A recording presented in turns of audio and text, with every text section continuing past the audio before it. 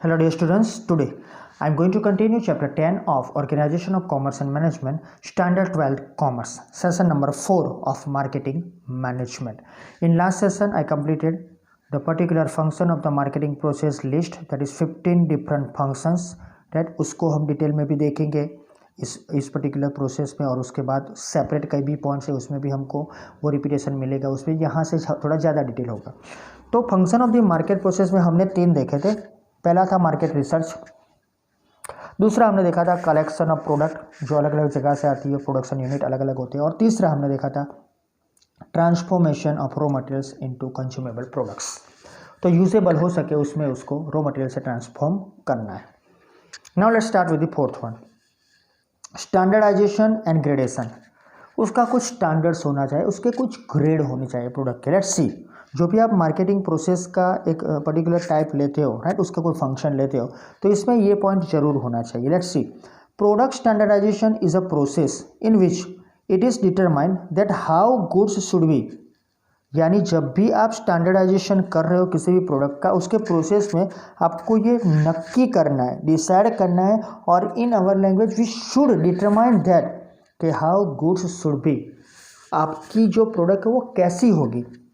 तो the quality of the product standards particular regarding size. तो पहला जो पॉइंट है कि quality of the product standards, यानी आपके प्रोडक्ट की क्वालिटी कैसी है, तो कैसे मालूम पड़ेगा, है। तो उसके हिसाब से आगे जाएंगे। Standards regarding that product size, colour, smell, taste, different nutritious etcetera are there. तो ये सब आपको ध्यान में रखना है।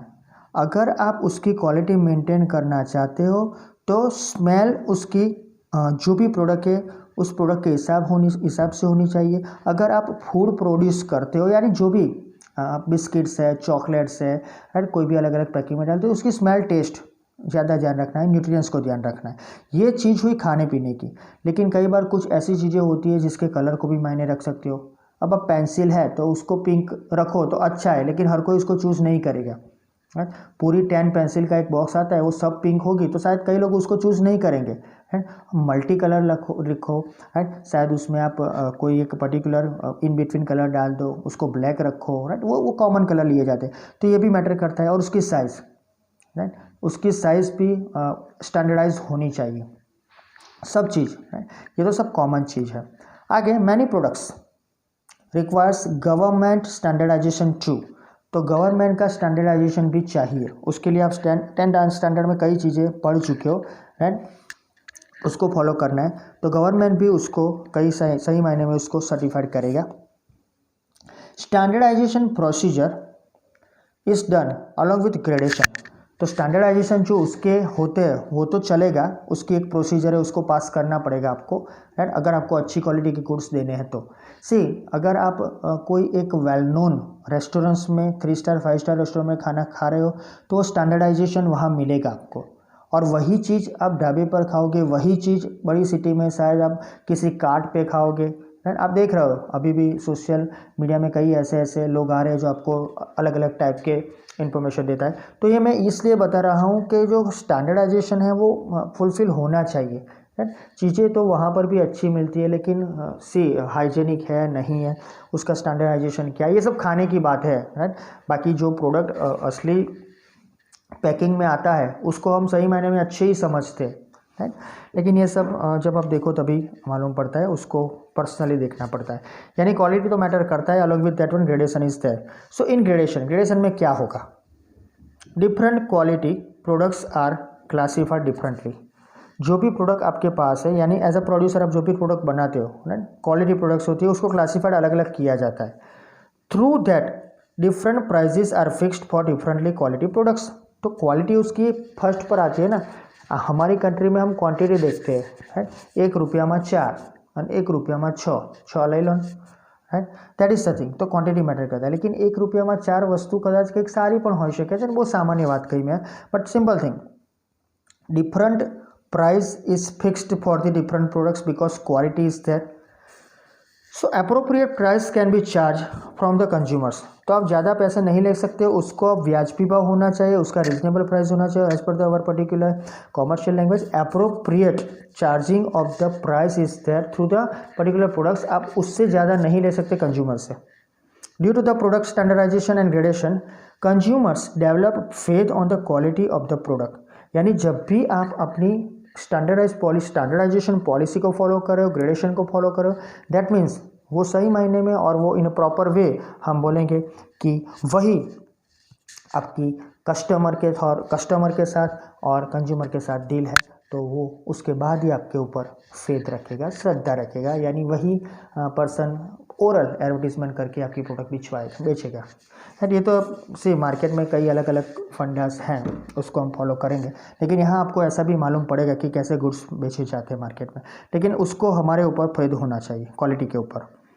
The gradation of agriculture products is done in India by market department of government. यानी जो एग्रीकल्चर प्रोडक्ट्स आती है उसका ग्रेडेशन कौन डिसाइड करता है? Market department. जो भी बाजार पद्धति के हिसाब से बाजार का जो भी एक डिपार्टमेंट है, उसका एक विभाग है गवर्नमेंट का, वो करता है। जनरली एगमार्क के हिसाब से ये एग्रीकल्चर प्रोडक्ट बिक जाती है, राइट। एगमार्क लोगो जिसको हम बोलते हैं, भारत सरकार ये देता है। और दूसरा the bureau of Indian standards यानी BIS, उसका भी आपको मालूम है, राइट। मानक पथदर्शक, ये उसका लोगों का जो पर्टिकुलर इन्फॉर्मेशन है, तो उसको भी लेके चलना पड़ता है। ISI है, वो भी आपके लिए इम्पोर्टेंट है। साथ में FPO है, राइट, वो एक लोगो है फूड के लिए, राइट। बाद में वुलमार्क लोगो है। MPO है, right, MPO that is for meat processing optimiser. HACCP है, right, hazard analysis and critical control point. ये मैं नाम आपको इसलिए बता रहा हूँ कि आपको मालूम पड़े स्टैंडर्डाइजेशन और ये ग्रेडेशन कैसे होता है और किन के थ्रू होता है, राइट। BIS से होता है जनरली गोल्ड के लिए, हमको मालूम है सोना नहीं जता में वस्तु खरीदो छो, right, like that we can say 916 BIS। ये सब हॉलमार्क जो आता है उनके ऊपर मिलता है। वो केंद्र यानी कि जो भी उसका सेंटर होता है वहाँ से मिलता है। जनरली ये अपर लेवल से आता है, उसके ऊपर JB लिखा होता है, हॉलमार्किंग, राइट। उसका मतलब ये है कि पर्टिकुलर जो पर्सन्स હોય છે આ લોકો, they are providing the particular quality guarantee. So all these things are there, a common वस्तु છે बड़ी, keep in mind this thing. So Bureau of Indian Standard does it for industrial products. तो ये दोनों याद रखना, जो एग्रीकल्चर प्रोडक्ट्स है उसमें market department of government decide करता है, और जो इंडस्ट्रियल प्रोडक्ट है वो BIS। तो ये इन्फॉर्मेशन थी स्टैंडर्डाइजेशन एंड ग्रेडेशन की। आगे चलते हैं labelling and products, labelling of the products. Label is very important, और लेबल कुछ और चीज़ भी उसके अंदर इंक्लूड करता है, brand, the brand. Let's see, a label differentiates the product of the one producer from that of the other competitors. अगर मैं समझ लो I am the producer of cold drink, और मैं किसी कोने में मेरी कंपनी का नाम लिख देता हूँ, राइट, और फिर उसको बेचूंगा, तो कैसे जाएगा? पूरा बॉटल वाइट कलर का है, राइट, उसमें कोल्ड ड्रिंक भरता हूँ और एक कोने में लिखता हूँ, तो किसी को दिखेगा भी नहीं। तो हमारा लोगो, हमारा लेबल इसीलिए होता है कि हम हमारे कंपटीटर से अलग हो जाए, हम हमारे कंपटीटर से आगे निकले, और हमारे कस्टमर्स हमें हमारे लोगों से, हमारे लेबल से ही जान ले। तो यहाँ पर ये याद रखो कि different products of one producer that of differentiate with the other producer और his competitor through this label. Label is a unique identity of that product. उसकी एक यूनिक आइडेंटिटी है, मेरा नाम है, मेरी आइडेंटिटी अलग है, दूसरे का नाम होगा वो दूसरी आइडेंटिटी होगी, तीसरे का तीसरी आइडेंटिटी। अगर समझ लो कि एक सही मायने में सबके नाम एक जैसे होंगे तो प्रॉब्लम क्रिएट होगा ना, है। तो उसके लिए हम फिर कोई और रास्ता ढूंढेंगे। तो यहाँ पर लेबल इसीलिए है कि हम उसको यूनिक के तौर पर, और मे बी वी कैन से उसकी आइडेंटिटी क्लियर हो सके।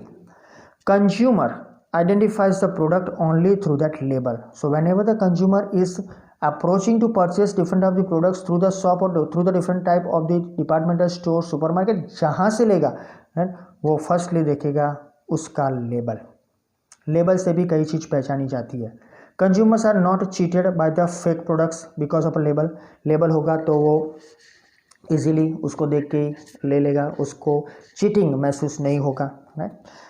Advertisement become easy because of the label product, right. Label को दिखा के ही एडवर्टीजमेंट होगी। अब तो सेलिब्रिटीज आ गए, एम्बेसडर होते, ब्रांड एम्बेसडर होते, प्रोडक्ट बेचते हैं मार्केट में, तो उसके हिसाब से भी वो इजी हो जाएगा एडवर्टीजमेंट भी। लेबल वो एंश्योर करेगा, labelling ensures the product quality. आपका लेबल आपकी क्वालिटी की एंश्योरेंस देता है, वी कैन से आपका जो भी लेबल मार्केट में जाएगा वो सिर्फ लेबल से ही पहचाना जाएगा और उसकी क्वालिटी वहाँ से ही आपको मिल जाएगी।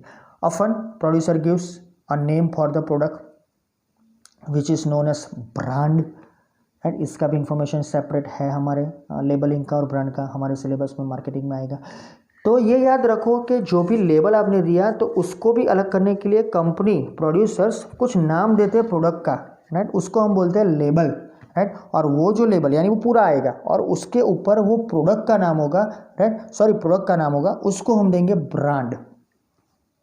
तो brand can be in the form of name, right. तो लेबल तो एक लग गया पूरा कंपनी का, लेकिन उसके ऊपर एक नाम रहेगा, वो उसका ब्रांड बोला जाएगा।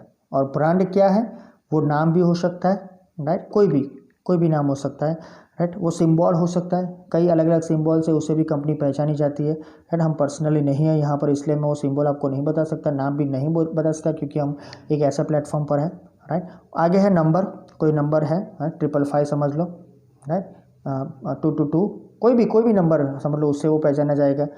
प्रोड्यूसर्स नेम, उनका भी जो भी प्रोड्यूसर्स का नाम है वो वेल नोन होगा, वो भी लिखा जाएगा, और उसकी डिज़ाइन जो भी होगी, तो ये सब बोला जाएगा ब्रांड। और brand name is kept on label of the product. तो वो लेबल जो है हमारा, उसके ऊपर ये ब्रांड नेम लिखा जाएगा। कोई भी कंपनी होगी, उसकी जो प्रोडक्ट होगी, है, उसका लेबल होगा और प्रोडक्ट का एक नाम होगा, उसका एक सिंबल होगा। मोस्टली सब प्रोडक्ट के नाम होते ही है, राइट, उससे ही वो पहचाने जाते हैं। सोप होते हैं, राइट, परफ्यूम्स होते हैं, मोबाइल फ़ोन्स है, पेंसिल है, टेक्स्ट बुक है, कैलेंडर है, कई चीज़ें ऐसे देखिए, सब कुछ मार्केट में मिलता है। उसको आपको पहचानना है कि इसमें लेबल कौन सा है और इसमें ब्रांड कौन सा है। That is the thing. Next one, 6th one here, price determination. Price कैसे हम डिसाइड करेंगे?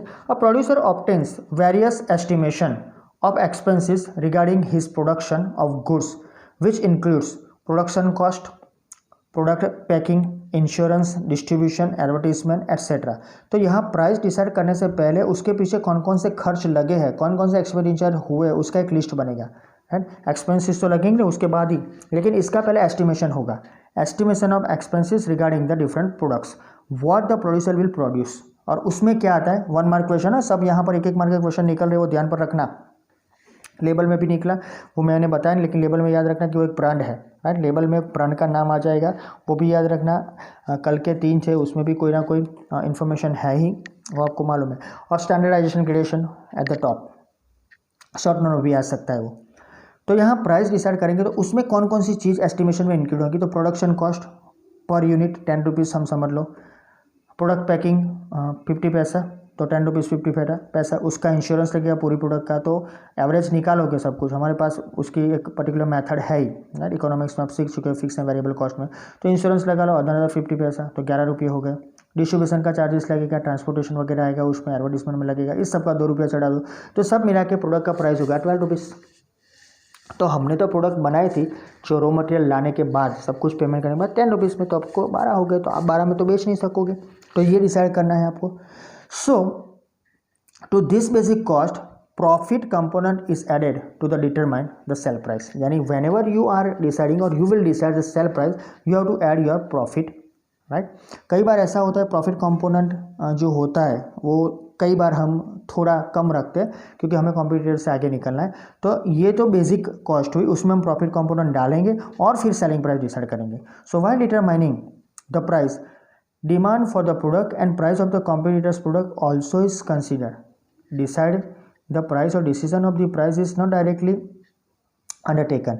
इसके हिसाब से तो अगर आप अपने हिसाब से खर्चे के हिसाब से डाल दोगे तो शायद आपकी कॉम्पिटिटर की प्राइस आपसे कम होगी, तो you will not gate the benefit, आपका कॉम्पिटिटर सब बेनिफिट ले जाएगा। तो यहाँ पर आपको डिमांड देखनी है उसकी क्या है, और अपने कॉम्पिटिटर का, जो भी आपका कॉम्पिटिटर है उसकी प्राइस क्या है, उसके बाद ही आपको अपनी प्राइस डिसाइड करनी है। Price determination should be done before packing because it is mandatory to print the price of the product on the pack. So आखिर में प्राइस डिसाइड करोगे चलेगा, लेकिन बिफोर पैकिंग करो, क्योंकि पैकिंग के ऊपर हमें प्राइस लिखनी है। अगर आपको लेबल वाला प्रोडक्ट बेचना है, ब्रांड वाला प्रोडक्ट बेचना है, तो प्राइस तो लिखनी पड़ेगी। People will not purchase the different of the goods without price. MRP के बगैर आप कुछ भी बेचोगे, वैसे अलाउ ही नहीं है ऑफिशियली, इलीगल है वो कहा जाए तो, राइट। वो कई बार आपको उसका लॉस भी होता है। सो प्राइस डिसाइड करो पैकिंग से पहले, क्योंकि आपको लेबल के ऊपर उसको लगाना पड़ता है। So that is the thing. तो ये थे 3 और पॉइंट, हमने टोटल 6 पॉइंट कंप्लीट किए। 15 पॉइंट है, हम जा रहे हैं, लास्ट चैप्टर है, थोड़ा लंबा है, इट विल टेक टाइम, लेकिन whatever the target is there we will achieve within that time period, और you will get the benefit of the revision too. सो आज हम यहाँ पर ख़त्म करते हैं, नेक्स्ट सेशन में बाकी के पॉइंट देखेंगे। Thank you.